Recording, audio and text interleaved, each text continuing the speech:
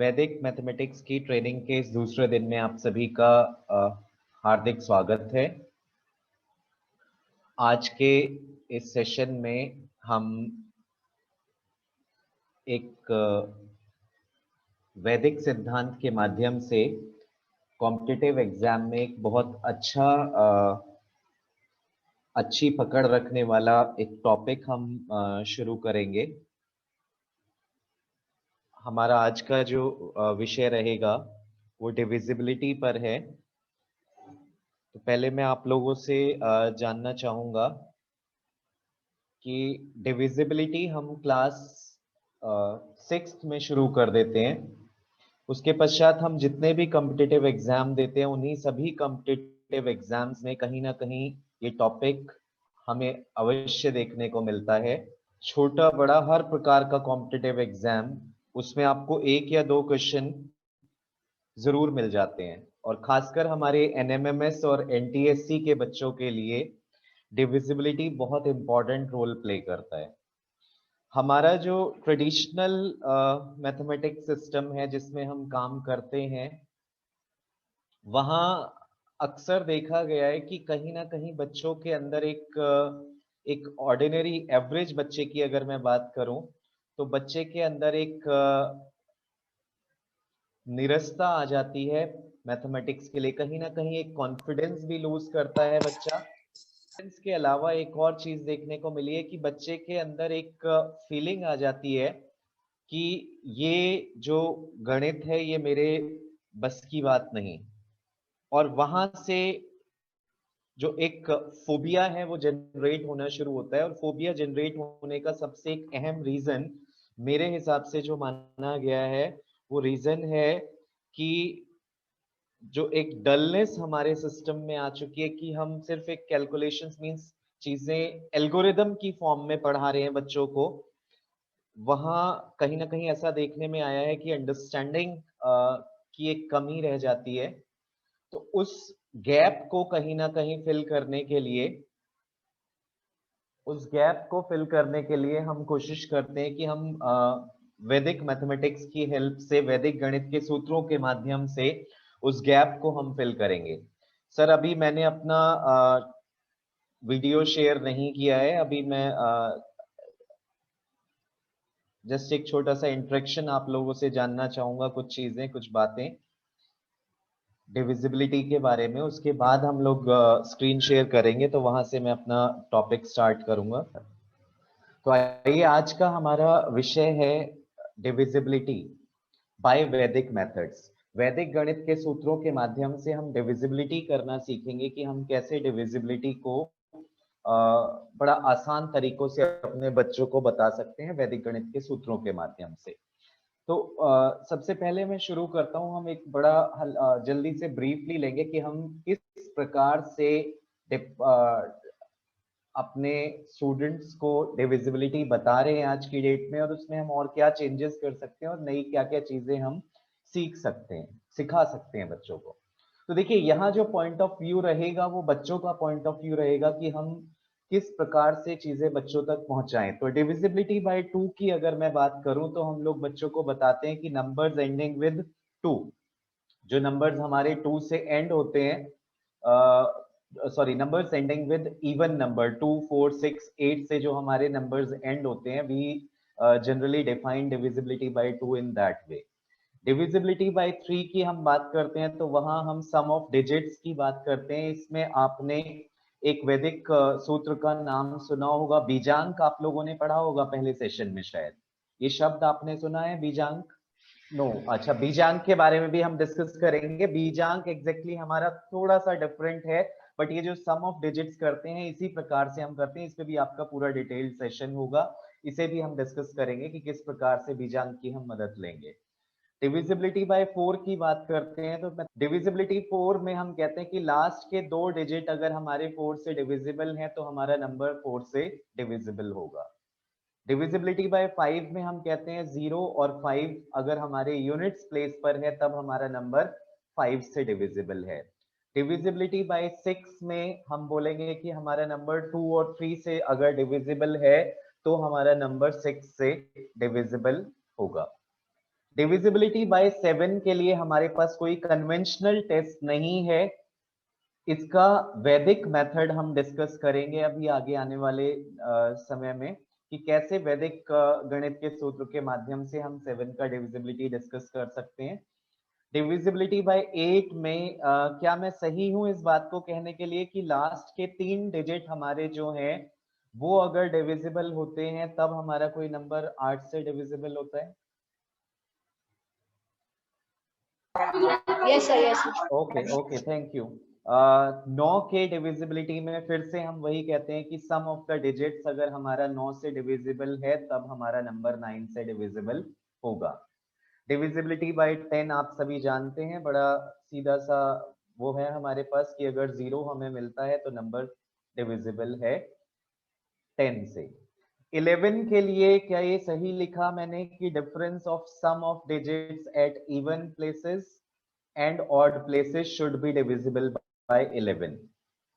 हम even places का सम और ऑड प्लेसेस का सम ऐड कराते हैं और उसके बाद उसका डिफरेंस ले लेते हैं, वो या तो 0 मिले या फिर 11 का मल्टीपल मिलता है, तो हम कहते हैं हमारा नंबर 11 से डिविजिबल होगा। उसके बाद हम बात करते हैं 12 की डिविजिबिलिटी की कि आपका नंबर 12 से डिविजिबल है, तो उस केस में हम 3 और 4 को चेक करते हैं। इसके बाद 13, 17, 19 इनके लिए हमारे पास कोई कन्वेंशनल टेस्ट नहीं है। 21 की अगर हम बात करें तो वहां भी हमारे पास कोई कन्वेंशनल टेस्ट नहीं है। कन्वेंशनल टेस्ट मींस ऐसा कोई टेस्ट जो हमारा ट्रेडिशनल मेथड हमें प्रोवाइड कर रहा है, ऐसा कोई भी टेस्ट नहीं है इन दोनों में हमारे पास। तो देखिए आगे बढ़ने से पहले मैं 2 पॉइंट उठाऊंगा, डिविजिबिलिटी बाय 3 और डिविजिबिलिटी बाय 11। जो हम करा रहे हैं उसमें थोड़ा सा परिवर्तन करके हम बच्चों के लिए ये बहुत आसान कर सकते हैं। आइए देखते हैं कि हम लोग डिविजिबिलिटी बाय 3 में क्या बताते हैं और उसमें हम थोड़ा सा चेंज क्या ला सकते हैं। फॉर एग्जाम्पल अगर मैंने एक नंबर लिखा, ये संख्या आपको दिख रही होगी 432। क्या 432 हमारा डिविजिबल है 3 से? Yes sir. Yes sir. हम इससे बताते हैं कि आप बच्चों संख्या का योग कीजिए और संख्या का योग करने पर, संख्याओं को जोड़ने पर अगर हमें एक ऐसी संख्या मिलती है जो 3 से भाग हो सकती है, तो ये हमारी दी गई संख्या डिविजिबल होगी 3 से। जैसे यहाँ हमें मिला 9, तो 9 क्योंकि हमारा 3 से डिविजिबल है तो हम कहेंगे ये नंबर हमारा 3 से डिविजिबल है।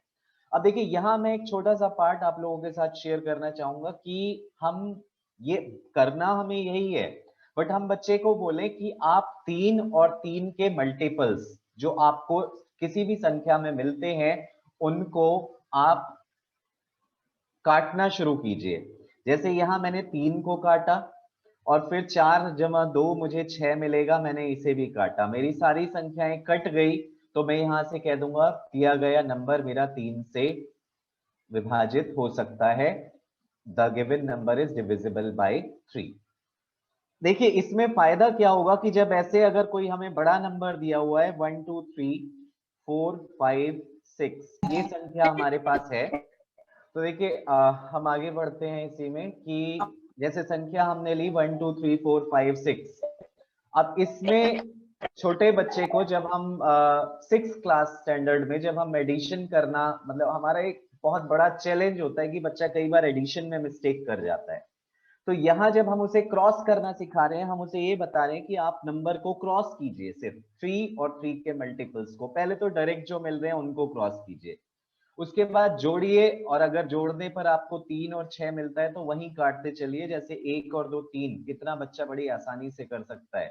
4 और 5 9, ये भी कट गया आपका, सारी संख्याएं हमारी कट गई, सारे अंक इस संख्या के हमारे कट गए, तो हम कह सकते हैं हमारी दी हुई संख्या 3 से भाग होगी, पूर्णतः भाग होगी। Means this number is perfectly divisible by 3। हमें रिमाइंडर जो मिलेगा वो 0 मिलेगा। तो इस अप्रोच को लेकर अगर हम चलें तो शायद हमारे बच्चों को एक थोड़ा सा एज मिलेगा, जो उनको प्रॉब्लम आती है कई बार इस बात की कि योग करने में, जोड़ करने में वो गलती कर देते हैं, तो वहां थोड़ा सा बेनिफिट स्टूडेंट्स को मिल सकता है इस पार्ट में। इस अप्रोच को यूज करके हम जनरली कॉम्पिटिटिव एग्जाम के क्वेश्चंस तो बच्चों को बता ही सकते हैं, अगर हम सिंपल वे से अपनी बुक वाले क्वेश्चंस नहीं कराना चाहते तो भी। आइए आगे देखते हैं। हाँ जी मैम। हाँ जी मैम बोलिए। कॉम्पिटिटिव एग्जाम के जो बच्चे होते हैं वो थोड़े बड़े हो चुके होते हैं, उनको समझ आ जाती है कि मैं क्या कर रहा हूँ, क्यों कर रहा हूँ। पर अगर मैंने एग्जैक्टली। छोटे बच्चों को ये मेथड सिखा दिया, उनको अदरवाइज हम ये सिखाते हैं कि ऐसे बीच में से 3 से 3 कटता नहीं है, 3 से 6 कटता नहीं है। एक बार तो उनके दिमाग में बैठ गया कि काट काट सकते हैं हम डिविजिबिलिटी चेक करने के लिए। फिर अगर वो करते रहे तो अपने दोनों मेथड्स को कंफ्यूज कर जाएंगे कि हम तो ऐसे काट सकते हैं। अच्छा मैम, एक चीज आप मुझे बताएंगे कि संख्याओं को जोड़ने में क्या बच्चे को तकलीफ होती है? कई बार ऐसा होता है संख्याएं जोड़ के जब आंसर लिख रहा होता है वहां गलती होने के चांसेस हैं या नहीं है? आप इस बात को बताइए आप मुझे। मतलब अगर मैं 6 ऑनवर्ड बच्चों की बात करूं तो प्लस करना इतना बड़ा टास्क नहीं है। बच्चे जो गलती करते हैं वो मल्टीप्लाई करते वक्त कर जाते हैं। हाँ नहीं, प्लस मैं जो करने में। जो हाँ जी। इस वक्त मैं मेथड की बात कर रही हूँ, ठीक है, इजी था, कंफर्टेबल था। पर हाँ जी। यहाँ मैंने एक बच्चे को एक ऐसा मेथड सिखा दिया जहां मैं बाकी रूल्स को उनको डिसोबे करना भी सिखा जाऊं। देखिए कुछ चीजें मेरा अपना मानना है कि मैं हर एक चीज जो आपके सामने रख रहा हूं, ये चीज मैं प्योरली क्लासरूम के अंदर एक्सपेरिमेंट बच्चों के साथ करने के बाद आपके समक्ष मैंने इन चीजों को पेश किया है। बिना एक्सपेरिमेंट के कोई भी चीज मैंने ऐसा नहीं कि बुक से उठाई और यहाँ रखी। बच्चों के अंदर एक जब ये क्रॉस करने वाली, क्योंकि वो क्रॉस वाले गेम्स भी खेलते हैं बच्चे, देखिए अपनी अपनी ओपिनियन होती है कि हम लोगों का ऐसा मानना होता है, क्योंकि जब तक हम उस ट्रैक को करके उन चीजों को लाइव, क्योंकि ये ओपिनियन मेरी भी थी जो आप कह रहे हैं कि बच्चा कंफ्यूज कर जाएगा, लेकिन जब इस चीज को लाइव मैंने डेमोन्स्ट्रेट किया क्लासरूम के अंदर, देखिए ये हमारा एक स्टैंडर्ड हम फिट कर लेते हैं। मैं मेरा ये मानना है, शायद आप इस बात से डिसएग्री करें या एग्री करें, उस बात को वो आपकी अपनी चॉइस होगी, कि हम किसी भी चीज को लेकर के एक माइंडसेट ना बनाएं कि हम अगर इस अप्रोच को लेकर के चल रहे हैं। और मैं जनरली अपने क्लासरूम में स्टूडेंट्स के साथ भी यही चीज शेयर करता हूं कि आप किसी पर्टिकुलर माइंडसेट के साथ मैथमेटिक्स को मत कीजिए, जस्ट अपने होराइजन को एनहांस कीजिए कि हाँ कोई भी चीज इंप्लीमेंट होगी तो उसके आफ्टर मैथ्स हमें बाद में मिलेंगे, लेकिन उसको इंप्लीमेंट करने से पहले अगर हम बिल्कुल जजमेंटल होकर कहेंगे कि अगर ये करेंगे तो ये नेगेटिव्स आ सकते हैं, तो let's practice it. If something negative comes, will challenge तो तभी आएगा जब हम उस चीज को इंप्लीमेंट करेंगे। अगर इंप्लीमेंट करने से पहले ही हमने हाथ उठा लिए तो आई डोंट फील लाइक कि this is going to be successful, any task is going to be successful. Fine, तो कोशिश कीजिए मैम, अगर चैलेंजेस आते हैं तो उन चैलेंजेस का भी कोई ना कोई सॉल्यूशन जरूर निकलेगा। What I personally feel, rest everything is up to you. Fine, same approach के साथ हम 9 में भी चल सकते हैं। अब आइए आगे एक और चीज देखते हैं कि डिविजिबिलिटी बाय 11 हम लेते हैं। यहाँ पर डिविजिबिलिटी बाय 11 में हम लोग अगर बात करें कि जब डिविजिबिलिटी बाय 11 की हमारे साथ बात होती है तो हम कहते हैं कि इवन प्लेसेस के डिजिट्स को आप ऐड कीजिए, फिर ऑड प्लेसेस के डिजिट्स को आप ऐड कीजिए, और फिर उसके बाद आप सब्ट्रैक्ट कर दीजिए जो भी सम वहां पर आता है। आई थिंक यही हमारे पास रूल होता है। इवन प्लेसेस के डिजिट्स को ऐड कीजिए, ऑड प्लेसेस के डिजिट्स को ऐड कीजिए, and after that you can subtract whatever the sum you will get in both the cases. अब यहाँ एक प्रैक्टिकली आप लोग बताएंगे कभी इस टाइप के क्वेश्चन में कोई एक प्रॉब्लम फेस करने आपने ऑब्जर्व की हो, कोई प्रॉब्लम की बच्चा कोई प्रॉब्लम फेस कर रहा है इस टाइप की प्रॉब्लम क्वेश्चन में, कि इवन प्लेसेस का सम और ऑड प्लेसेस का सम, ऐसा ही कुछ हम बच्चों को बताते हैं।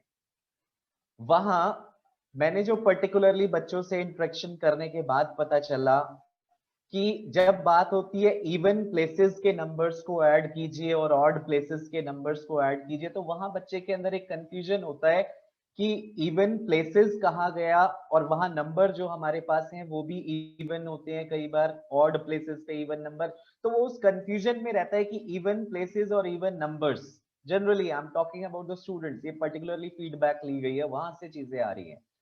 तो उस पार्ट को भी एक हम छोटा सा देखिए, यहाँ भी जो मैं बताऊंगा आपको ये हम क्लासरूम्स में करा यही रहे हैं, बट उसको थोड़ा सा कट शॉर्ट करने की कोशिश की गई है कि हम लोग जो बताते हैं वो ये बताते हैं कि आप इस तरीके से पहले इन डिजिट्स को ऐड कीजिए, फिर ये आपके जो ये प्लेसेस वाले डिजिट्स हैं हमने इन्हें ऐड किया और दोनों का डिफरेंस ले लीजिए। शायद हमारे पास यही मेथड होता है। इसी को थोड़ा सा सिंप्लीफाई करने के लिए मैं कहता हूं सीधा सा आप ऑल्टरनेट कॉन्जिक्यूटिव डिजिट्स को सब्ट्रैक्ट करना शुरू कीजिए। 5 माइनस 6 करेंगे हमें -1 मिलेगा। 3 माइनस 2 हम करेंगे, यहाँ हमें 1 मिलेगा। 5 माइनस 3 हमने किया, यहाँ हमें 2 मिला। और 4 माइनस 1 हमने किया, यहाँ हमें 3 मिला। छोटी छोटी एडिशन सब्ट्रैक्शन करने में बच्चों को प्रॉब्लम नहीं होगी, कर सकता है बड़ा इजीली से। उसके बाद यहाँ जो भी नंबर्स आपको मिले इन सभी नंबर्स को आप ऐड कर लीजिए। अगर आपका 0 या मल्टीपल ऑफ 11 मिलता है then the number is divisible by 11. That is what my particular technique is. If you agree with this, then I feel like it is going to help the child a little bit, otherwise it's your own choice. Fine. यहाँ जो भी हमें मिलता है हम इन्हें add कर लेंगे। एडिशन करने पर हमें जो भी आंसर मिलेगा या तो वो 0 होना चाहिए या फिर 11 से मल्टीपल होना चाहिए 11 का। तो देखिए यहाँ भी बात वही है कि हमने उसी तरीके से, अगर आप देखेंगे, वही एडिशन और डिफरेंस, वो पहले अलग अलग एडिशन करते थे फिर डिफरेंस लेते थे, यहाँ हम उसे साथ के साथ सेम अप्रोच के साथ चल रहे हैं। सिर्फ बात इतनी है कि बच्चों के लिए काम थोड़ा सा हमने कम किया, कैलकुलेशंस को थोड़ा सा रिड्यूस करने की कोशिश की गई है, and that is what is exactly required.